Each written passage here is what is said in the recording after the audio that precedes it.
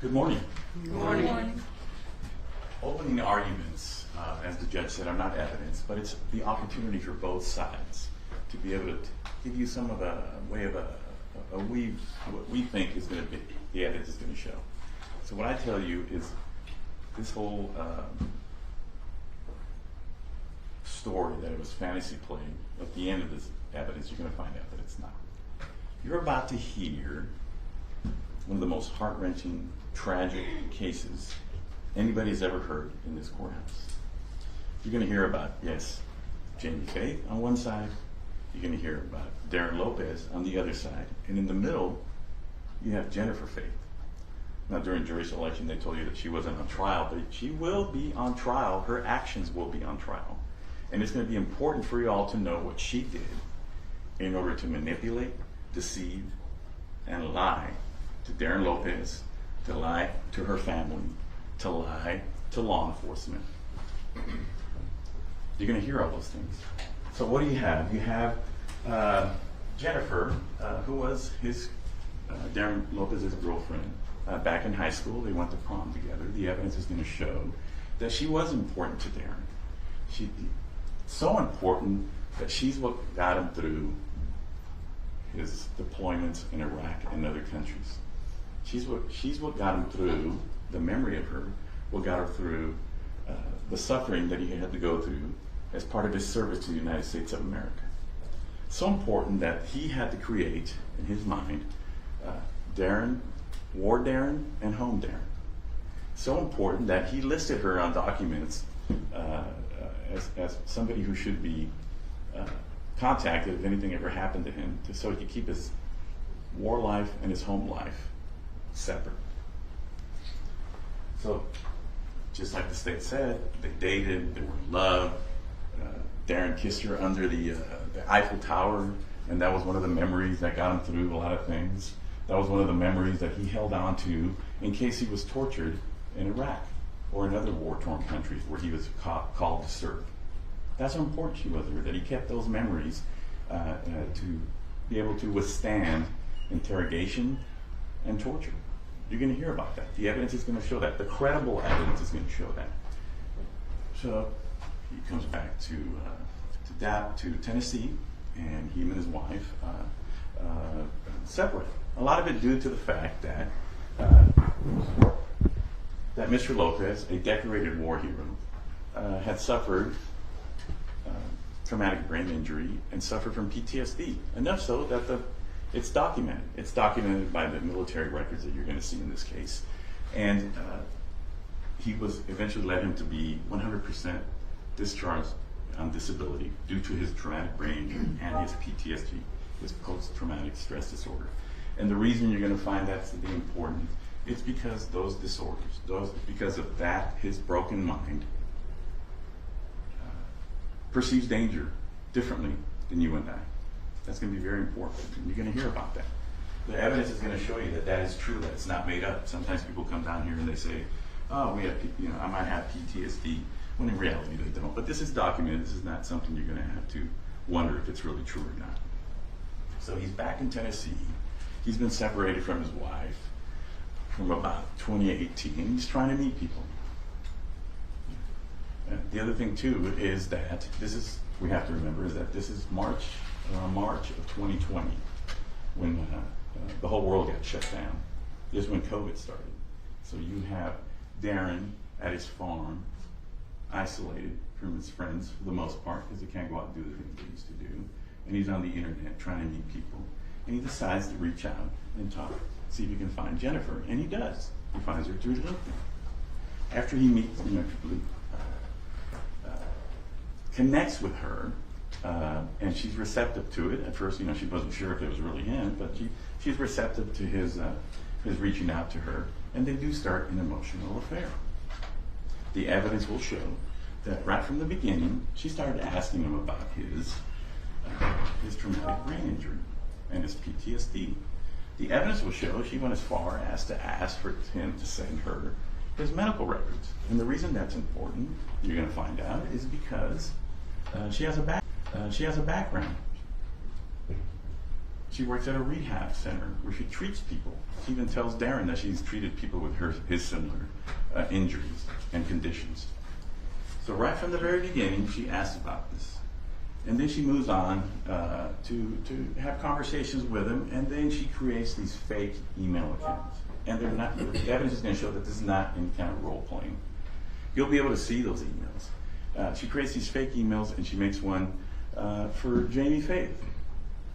And she ends up emailing Darrin, or forwarding Darrin, an email purported to be from Jamie, where he asked her to be on this certain diet. It was a diet plan. And this was a way to get Darrin his email address and to make it look like it was real. Look at what he's sending me. That's not any kind of sexual nature. This is a way for her to make Darrin believe that those emails were really coming from Jamie. So as they go on and talk, yes,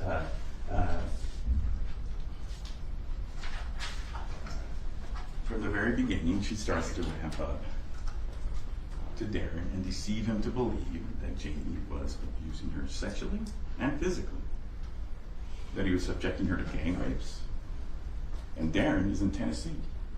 Darrin in Tennessee can't do much. Again, this is during COVID.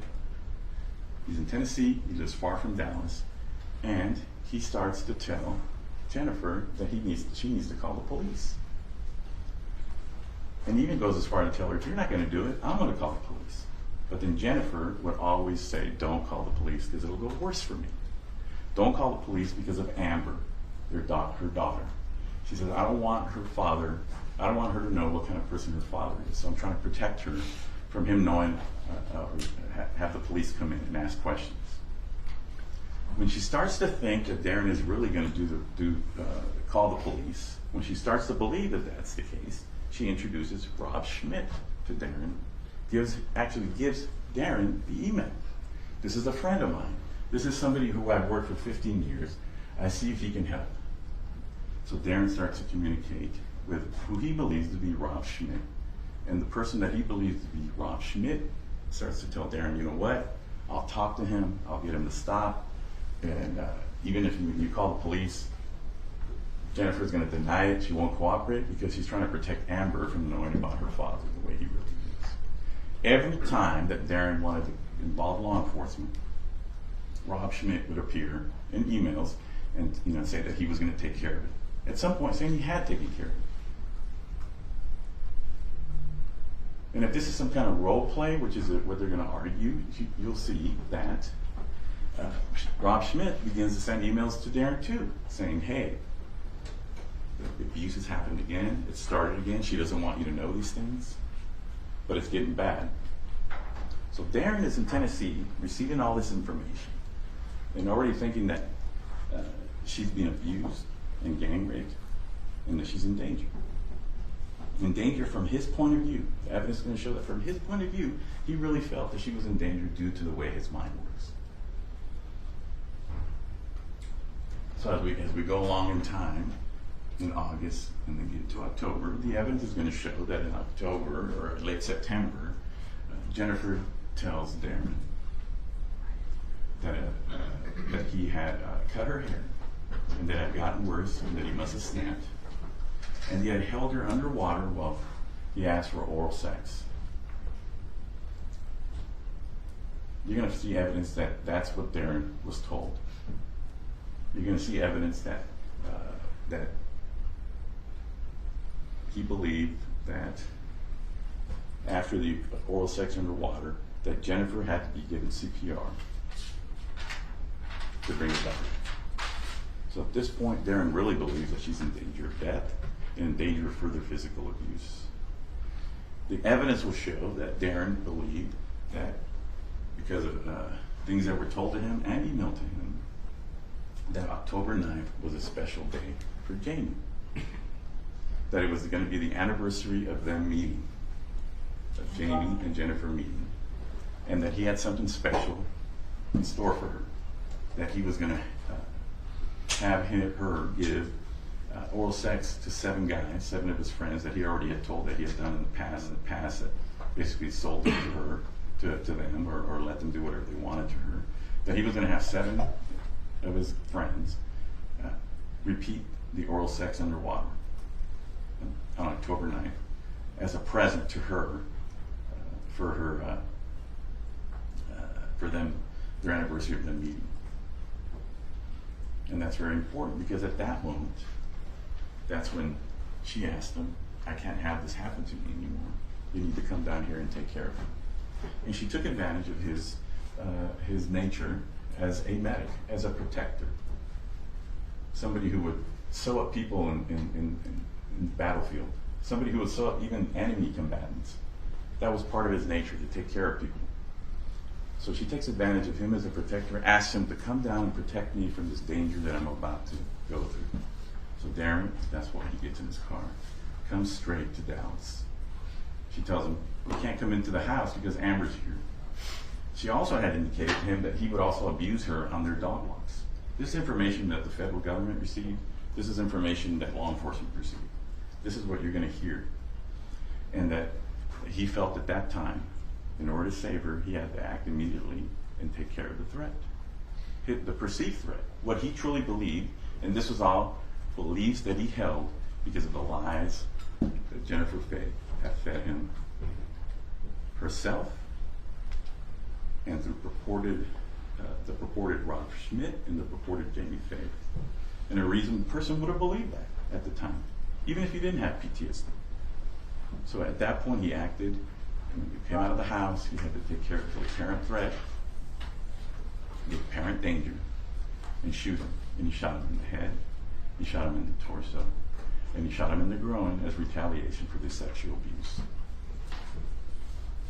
that he believed she had gone through. The evidence is going to show that after Darrin was arrested, he still believed that it was true that she was being abused.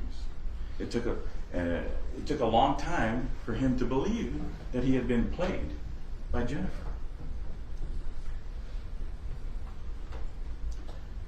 He didn't believe that he had been played until he was able to see documentation that Jennifer had finally admitted that she had made up the fake emails and that she had lied to Darrin.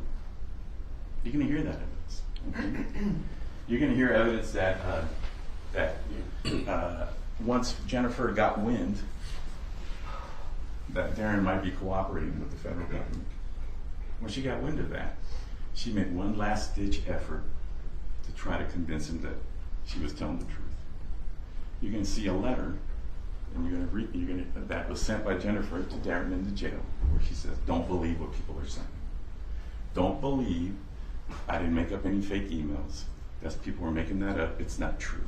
This was her last-ditch effort to try to keep Darrin from telling the truth in his cooperation with the federal government. After she was finally figured out that Darrin was no longer going to go along with her in anything, now that he had figured out what really happened, and he was devastated, by the way, when he found out that that Jamie was really not the person that she portrayed him to be, or the monster that she portrayed him to be. But once she figured out that Darrin was not going to play her game or lie for her and tell the truth as to why it really happened and how she manipulated him, she finally had to plead in federal court. And she filed. Objection to any actions after this on Jennifer Faith, Your Honor, an opening statement. Sustained. You're going to hear evidence that she admits to it all. Okay? That she finally admits to it all. And even after she admits to it all, she still Objection, Your Honor, as to what she did after the arrest of Darrin Lopez. We are on trial for Darrin Lopez. An opening statement. The objection is sustained at this point. Parties can approach the bench if they feel like this is going to be admissible at a later point in trial, but I'm going to instruct you not to get into it right now. Thank you, Ron. After both sides rest and you've heard the real story and the credible evidence, we're going to ask you to find Darrin not guilty. Because at the time that he acted, he had a true belief in his mind that she was in apparent danger, and he acted upon it. Because the real guilty person is Jennifer Faith. She's the real guilty person here.